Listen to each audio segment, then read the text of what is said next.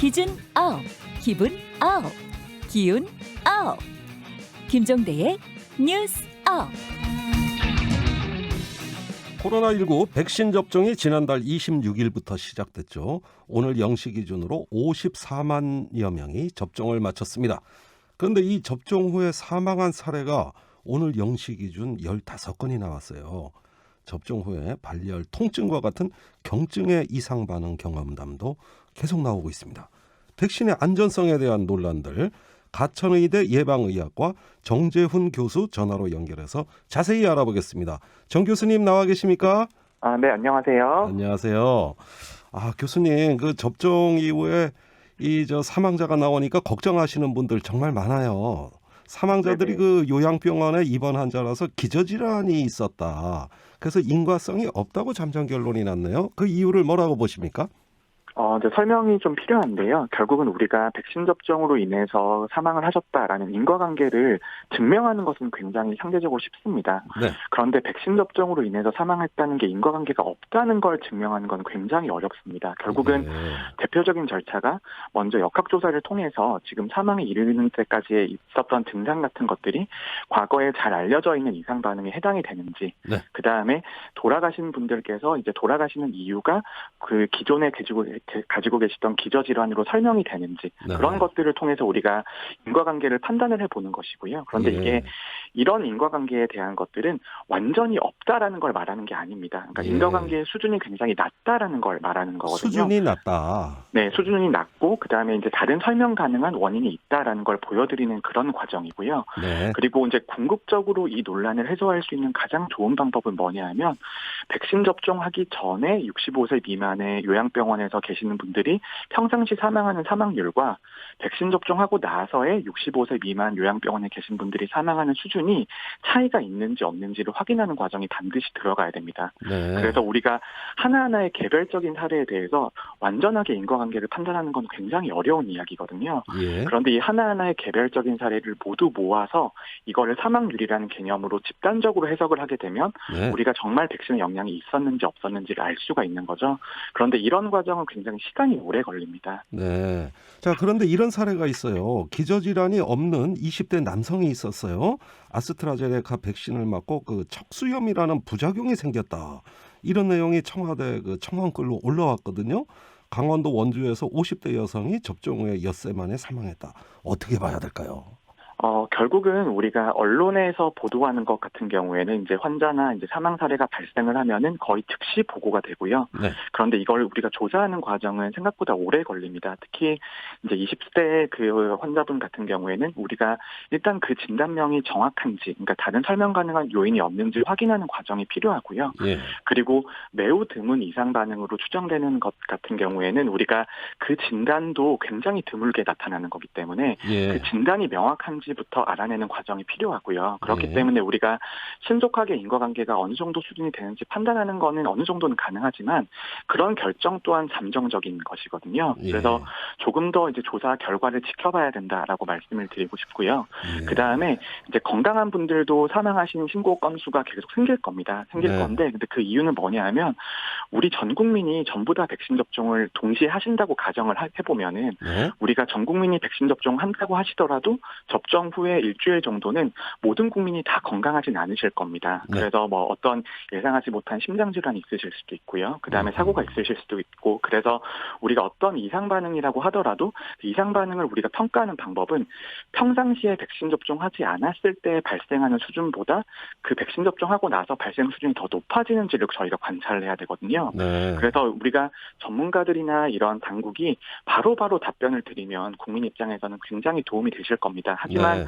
우리가 이 조사하는 과정이 어느 정도 시간이 들어가기 때문에 예. 바로 답변 드리긴 굉장히 어려운 상황인 거죠. 굉장히 그럼- 신중하게 접근해야 됩니다. 네. 조금 어느 정도 인내심이 필요하다. 이런 말씀이시네요.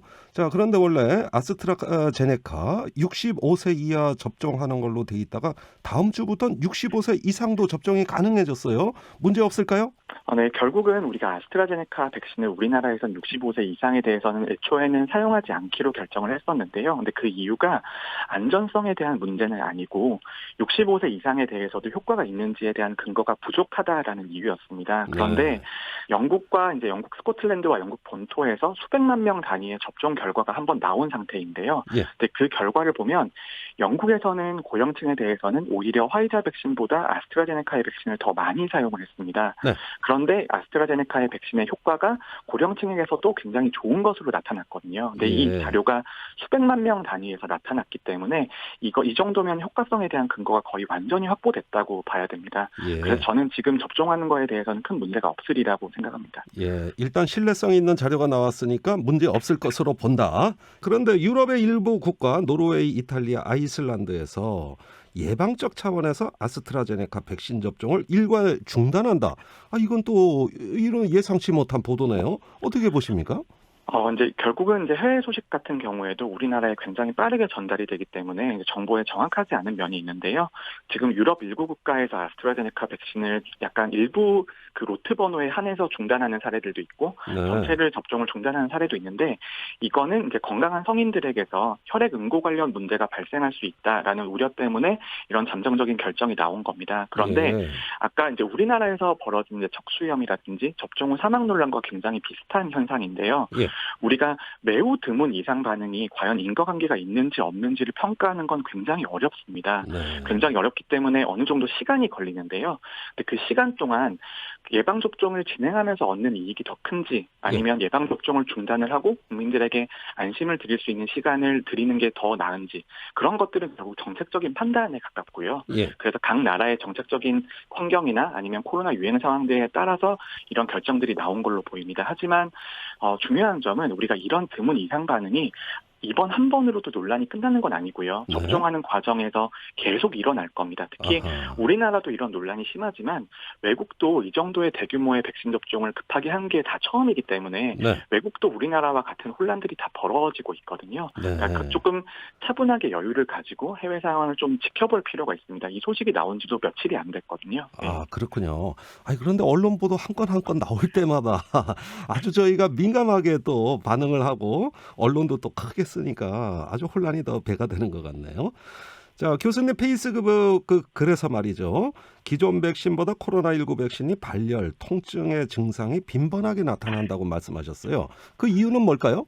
결국은 이번에 개발된 코로나19 백신의 면역 형성 능력이 더 강력한 것으로 봐야 될 것 같고요. 네. 과거의 백신보다 좀 개선된 방식으로 백신을 제조를 하면서 면역 유도 능력이 워낙 뛰어나기 때문에 결국은 백신이라고 하는 게 마치 우리 몸이 감염된 것처럼 속이면서 면역을 만들어내는 거거든요. 네. 근데 그런 과정에서 조금 경증 이상 반응이 더 많이 나타나는 것으로 확실히 보고가 되는 것 같습니다. 그런데 하나 중요한 게 저희가 전문가들도 이제 당국에서 설명을 드릴 때 경증이라는 표현을 많이 드리잖아요. 그런데 저희가 드리는 경증이라는 표현은 어떤 의미냐면은 사망까지 갈 이유가 없고 그러니까 결국은 굉장히 언젠가는 완전히 회복이 되고 네. 그다음에 증상 자체가 사망에 이를 정도가 아니다라는 그런 표현이 경증에 가깝습니다. 그런데 네.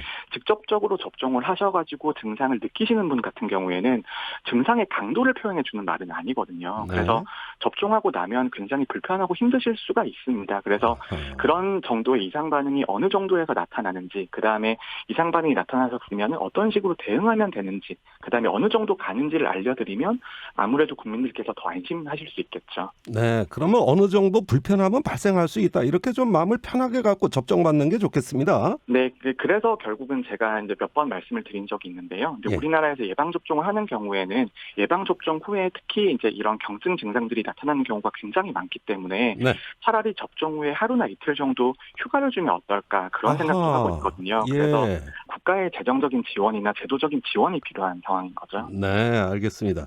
확진자 수가 400명대로 8주 연속이 지금 나오고 있습니다. 아직 호전되지 않고 있어요. 그런데 교수님은 3, 4월 사이에 4차 대유행이 올 가능성이 있다. 이렇게 말씀하셨는데 이유를 좀 들어볼까요? 결국은 우리가 이렇게 코로나19 같은 큰 감염병이 유행을 하면 이 감염병은 특별한 조치 없이는 사라지지는 않습니다. 그래서 우리가 3차 유행 이후에 400명대 확진자 숫자가 거의 유지가 되고 있는데요. 저는 이렇게 늘지도 않고 줄지도 않는 것만 해도 굉장히 다행스러운 일이라고 생각을 합니다. 그렇군요. 그런데 우리가 미래의 이제 계획들을 보면 사회적 거리두기 단계가 조정이 되고 어느 정도 사회적 거리두기가 이제 완화가 될 텐데요. 근데 네. 완화가 되면 반드시 확진자 숫자는 늘어날 수밖에 없습니다. 네. 그런데 우리가 그럼에도 불구하고 사회적 거리두기를 완화하는 이유는 우리가 경제적인 타격이 너무 심하고 국민들이 너무 힘드시기 때문에 그런 방향으로 가야 되는 건데요. 예. 그러면 결국은 국가적인 입장으로 보면 어느 정도 확진자가 증가한다는 건 인정하는 상태에서 확진 증가 추세를 용인하면서 수용 가능한 수준으로 통제를 하는 게 결국은 현실적인 목표가 될 겁니다. 네. 줄이는 게 목표가 아니고요. 네. 근데 그런 과정에서는 우리가 2차 유행에서 3차 유행 이행하는 과정에서 이제 사회적 거리두기 단계를 점차 완화했다가 다시 올릴 때는 굉장히 천천히 올렸었거든요. 예. 그러면서 3차 유행이 크게 왔는데 결국은 확진자가 어느 정도 앞으로도 계속 증가할 거다라는 건 너무나 자명한 사실이고요. 네. 근데 그런 증가하는 과정에서는 워낙 지역사회 감염이 광범위하기 때문에 언제든지 4차 유행이 올 수 있다. 이 정도의 의미입니다. 예, 경각심은 계속 가져야 된다는 말씀이신데 혹시 저 교수님은 백신 접종 받으셨습니까? 저는 곧 아스트라제네카 백신 접종할 예정입니다. 아직까지 저희 병원 보급 계획이 완전히 하진 않아서요. 아, 그렇군요. 네네. 예, 곧 접종 받으시기를 저희도 기다리겠습니다. 오늘 말씀 감사합니다. 네, 감사합니다. 가천대 의대 예방의학과 정재훈 교수였습니다.